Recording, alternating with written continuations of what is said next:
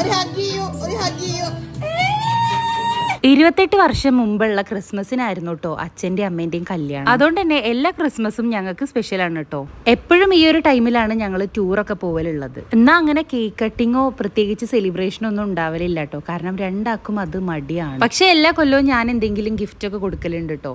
ഇത്തവണ ഇത് കുറച്ചും കൂടെ സ്പെഷ്യലാണ്. കാരണം എൻ്റെ കല്യാണം കഴിഞ്ഞിട്ടുള്ള ഇവരുടെ ആദ്യത്തെ ആനിവേഴ്സറി ആണ്. അതുകൊണ്ട് ഞാനും വിഷ്ണുവേട്ടനും കുറേ മുന്നേ തന്നെ ഓരോ കാര്യങ്ങളൊക്കെ ഇങ്ങനെ പ്ലാൻ ചെയ്ത് വെച്ചിരുന്നു കേട്ടോ.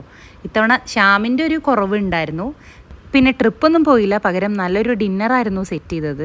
അങ്ങനെ കേക്കൊക്കെ കട്ട് ചെയ്ത് ഗിഫ്റ്റൊക്കെ കൊടുത്ത് എല്ലാവരും നല്ല ഹാപ്പി ആയിട്ടോ. അത് കഴിഞ്ഞ് അവർ പരസ്പരം ഗിഫ്റ്റ് എക്സ്ചേഞ്ച് ചെയ്യലൊക്കെ ഉണ്ടായിരുന്നു.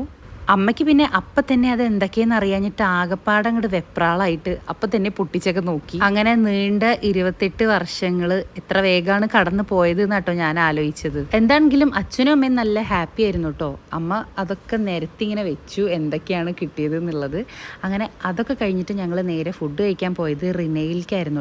അങ്ങനെ അവിടെ എത്തിയപ്പോൾ തന്നെ നല്ലൊരു ടൈമായി, ബ്ലോക്കൊക്കെ കഴിഞ്ഞിട്ട്. പിന്നെ നല്ലൊരു ബൊഫെ ഒക്കെ കഴിച്ച് അങ്ങനെ ഇത്തവണത്തെ ക്രിസ്മസും ആനിവേഴ്സറി ഒക്കെ നല്ല രീതിയിൽ ഞങ്ങൾ സെലിബ്രേറ്റ് ചെയ്തു.